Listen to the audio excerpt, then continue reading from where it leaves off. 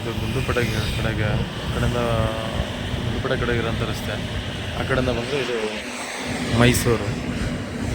ಗುಂಡ್ಲುಪೇಟೆಯಿಂದ ಇಲ್ಲಿಗೆ ಒಂದು 3 ಕಿಲೋಮೀಟ್ರ್ ಆಗುತ್ತೆ ಸರ್. ನೋಡಿ ಇಲ್ಲೊಂದು ಫೆನ್ಸಿಂಗ್ ಆಗಿದೆ ನೋಡಿ ಸರ್. ರೋಡ್ ಬಿಡ್ತು ಒಂದು 300 ಅಡಿ ಇದೆ. 1 ಎಕರೆ ಇದೆ ಇದು ನೋಡಿ. ಗೇಟ್ ಆಗಿ ಫೆನ್ಸಿಂಗ್ ಆಗಿದೆ. ಹಿಂದ್ಗಡೆ ಒಂದು ಲೇಔಟ್ ನಡೀತಾ ಇದೆ. ಸೊ ಅದೆಲ್ಲ ಲೇಔಟ್ ಕನ್ಸ್ಟ್ರಕ್ಷನ್ ನಡೀತಾ ಇದೆ. ರಸ್ತೆ ನಡೀತಾ ಇದೆ. ಇದೇನು ಬಂದರೆ ಇಲ್ಲಿ ತನಕ ಬರ್ಬೋದು ರಸ್ತೆ ಅಷ್ಟೇ.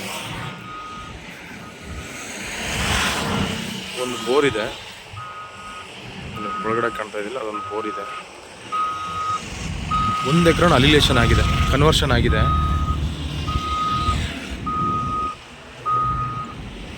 300 ಫೀಟ್ ಬರುತ್ತೆ ಇದು ನೋಡಿ. ಈ ಕೊನೆ ಎಂಡ್ ಫೆನ್ಸಿಂಗಿಂದ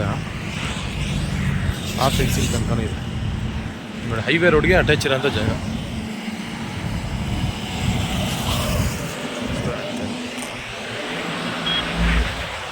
ಕಮರ್ಷಿಯಲ್ ಪರ್ಪಸ್ ಏನು ಬೇಕಾದ್ರೂ ಮಾಡ್ಬೋದು.